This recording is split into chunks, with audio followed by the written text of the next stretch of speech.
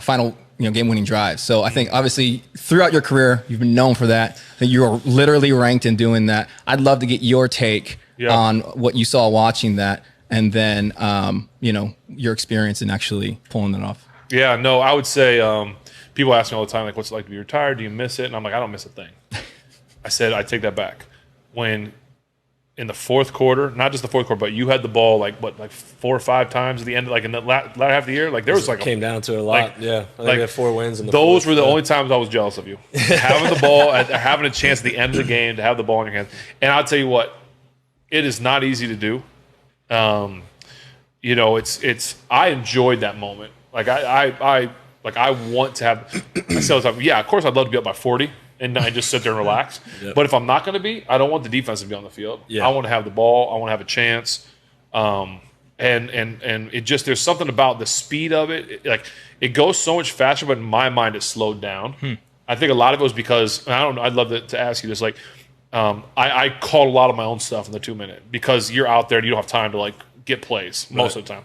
Even if it was like a dead ball, I would like to keep going unless there were times I needed a mental breather. But it's like you're just going, and it's just like there's so much. You feel like so in tune with your guys. You see what the defense is doing. Usually they're more vanilla because they don't have time to do stuff. But I love giving little signals and just eyeball and winking, doing things like that, and calling things like, not backyarding it because you're still doing stuff, but it's just the feel of it at the end of the game. It just felt so good to me. And you had a couple of those this year. I'd love to talk about a couple of them specifically, but I'd love to get what is your mentality at the end of a game? Ball, you want it, you not want it? What's the thought? Yeah, man. Watching on the sideline, you just feel so helpless. You just got I can't do anything. You're like, please. Yep. You're always hoping for a sack, a pick. You're rooting them on. But you much rather have the ball. You're not nervous. There's a calming, presence about it almost. You're so locked into what you have to go out there to do. I always focus on getting that first completion and just getting it rolling. I kind of like what you said about if it goes out of bounds, a lot of teams do huddle, but I kind of like if you get back on the ball, those guys stay in the game. Rhythm. So and I think the pass rush slows down. Those guys get gassed. You get into a rhythm of the coverage. Are they a Tampa team? Are they a man team? And then that's like you said.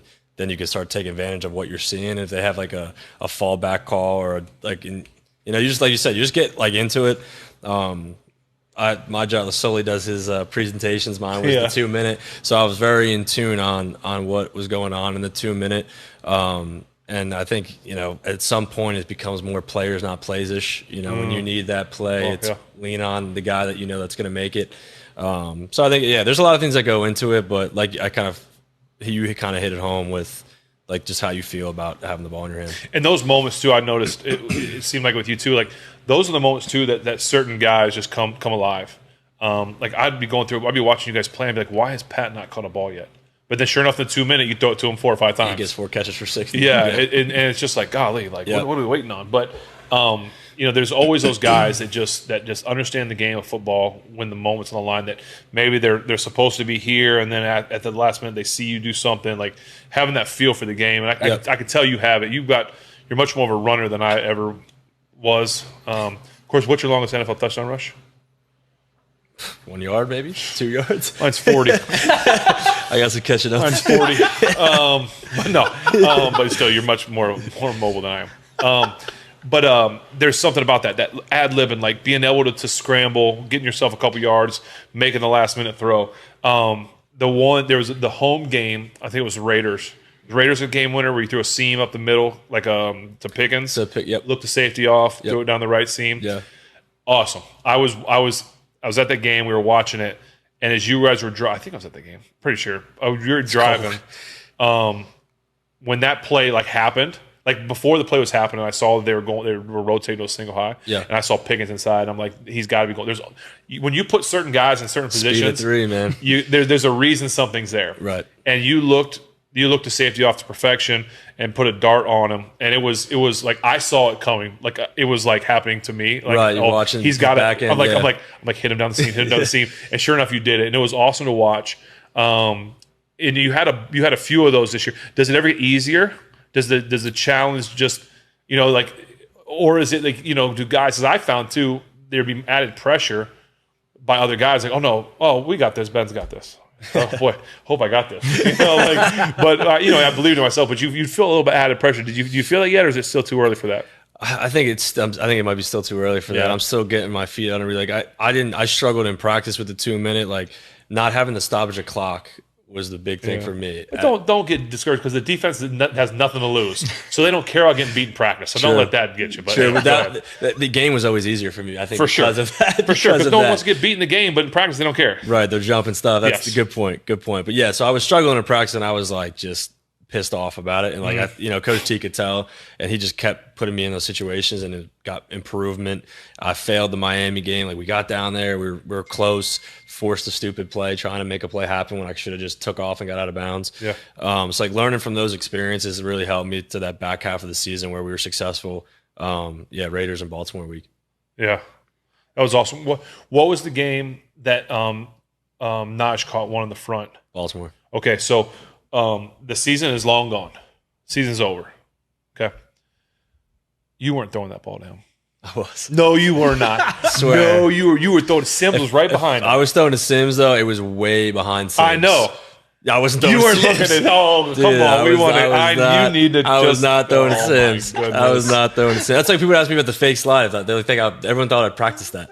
No, that's too hard to do. Thank you. That's too, that one I won't. That one I won't. I believe you on. I don't believe you. You don't believe it? All right. No, I was watching your eyes, and I'm like, no way. No one throws the ball that hard to the running back right there. But anyway, good job. It was fun to watch you this year. I think that Pittsburgh got a good one in you. Can you name the 3 rivers? Ohio, Monahga, the Mon. Remix. Yeah, Ohio, Mon.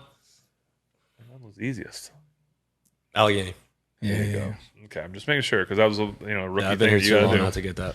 That would have been pretty embarrassing. Well, yeah, especially because we went to college here. You asked Pat that during I've lived here for 7 years on the river. So literally on the river. Or do you? That was a joke, but that's very hilarious. close. Very close. So. You asked Pat that in a live show that we did, and during that same live show, both Pat and Ben texted you to see who you would text back first. Right. Yep. Which text message? What were you doing, by the way? Would you get a text? I was somewhere. And I was literally on my phone, and I was like, right back to back, and I was just like, "There's got to be together."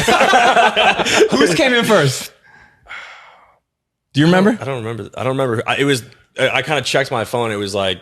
Back to they were just right next to each other. I forget who it was. That's funny. Yeah, we would settle a score. Yeah, that was a hilarious moment. That's all right. We know Pat. You don't have. That's all right, Pat. You lost. So after that Raiders and Ravens game, did you feel like that was a turning point to where you were able to have a little bit more leadership on the team there? Yeah, I think in those moments, when you come through in those moments, I think it's big, for your teammates to see that, and the confidence just grows. And I thought we were really I thought we were playing a lot better football towards the end there. And, you were hoping we get a shot, and it didn't go our way in that last week. But I thought we were starting to trend upward and play a lot better football in that back half of the season. So you're in a tough division. Oh, yeah. It's a tough division. Yeah. There's 3 really good quarterbacks out there, and I think you are on your way to be right there in that category with them, and a couple, and add some experience. But